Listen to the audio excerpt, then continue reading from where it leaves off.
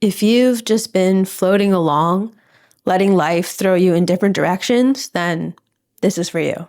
This is your sign to go all in on life.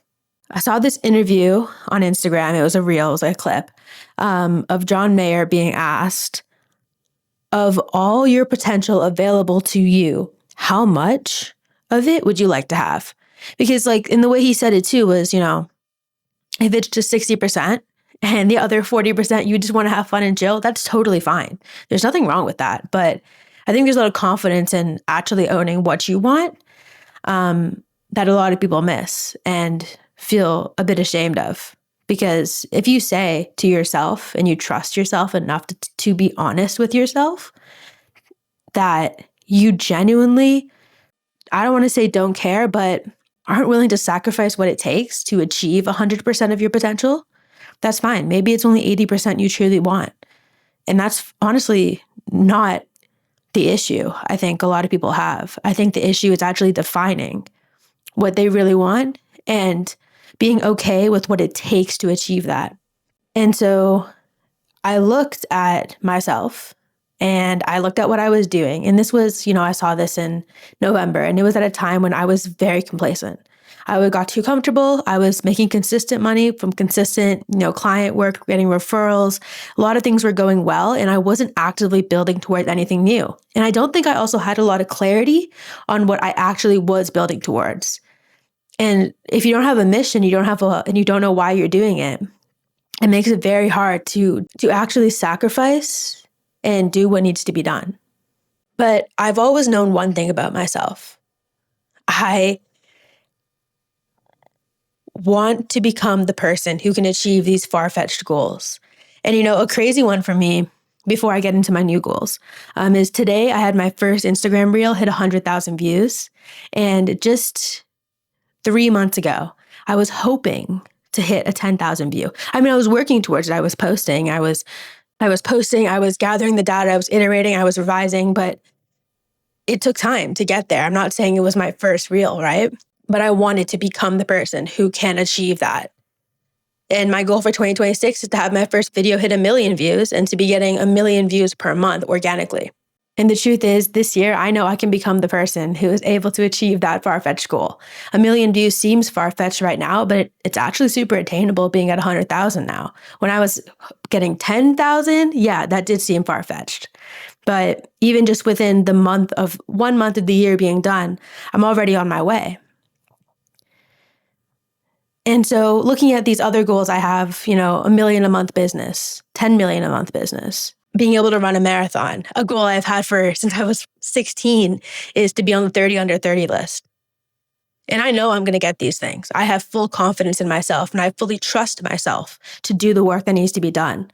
But you can have these goals. You can say you want to achieve 100% of your potential. You can say all these things, but if you don't know why you're doing it and what you're actually working towards as a mission, it makes it a lot harder to actually do these things on the days when you feel like shit, when you've had a horrible sleep, when you worked 14 hours yesterday, when you went for a horrible run.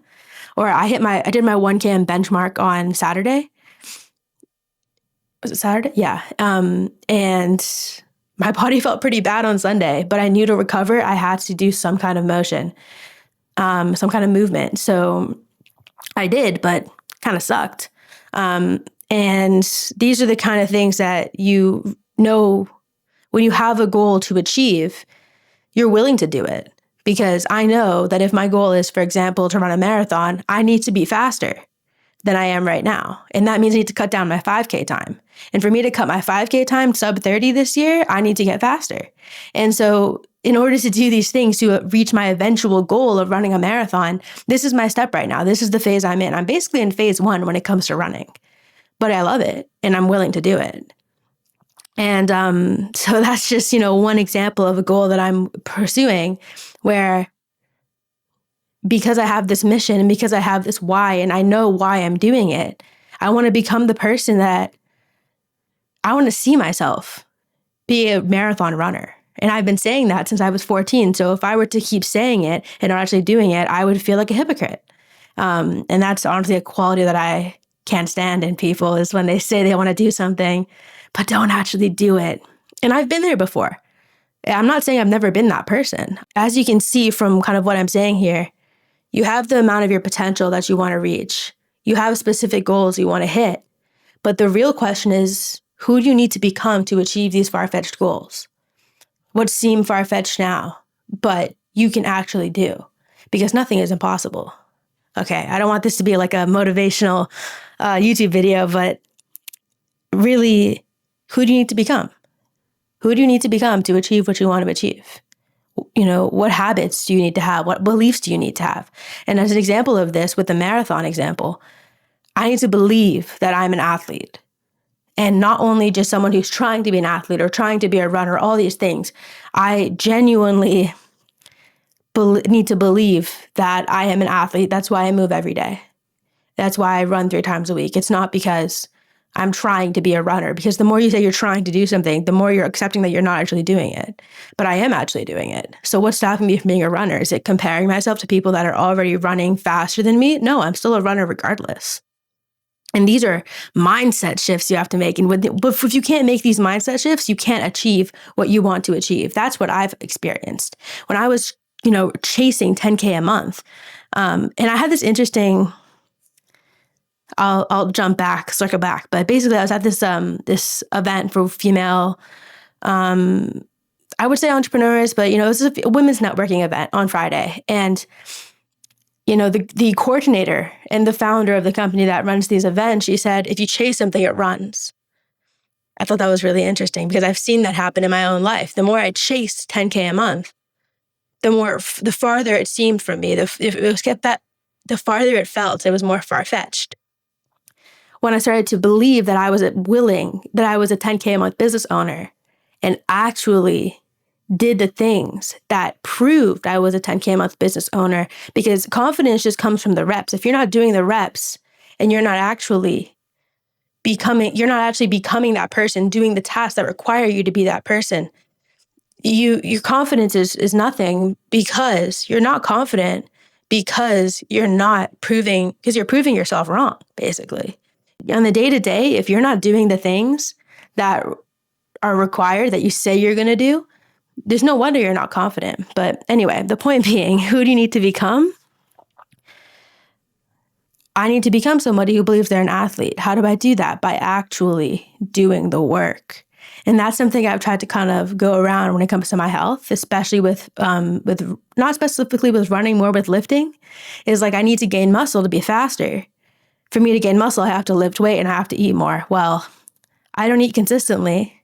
Even though I try to, and I'm working on it, I'm still not there. I'm still not eating enough consistently. I don't eat enough. That's basically my big thing. And like a habit that I need to build to become the person that's an athlete. I need to be able to eat consistently and hit my macros every day. I need to be able to hydrate every day. I think I talked about this in my last video, but my peak performance framework is 4 things, right?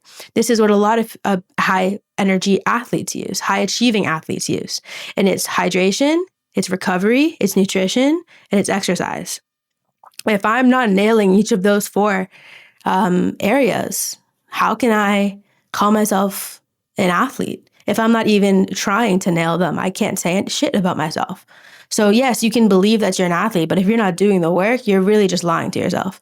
And delusion is important in starting, but consistently deluding yourself without doing the work is basically useless. It's false confidence, and it's not going to get you to your goal.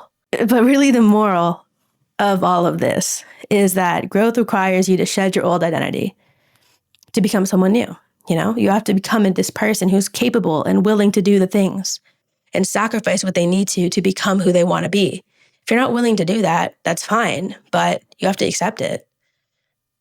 Growth requires pain. It's called growing pains for a reason.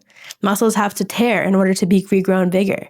So in order to become this new person that you want to be, to achieve the potential that you say you want to have, just like my marathon goal, I need to become somebody who trains 5 times a week to truly believe that I'm an athlete. I can say it to myself, but I'm not an athlete until I actually do it. If this resonates with you, please share it with a friend. But if you stayed to the end, I appreciate you and thank you for watching.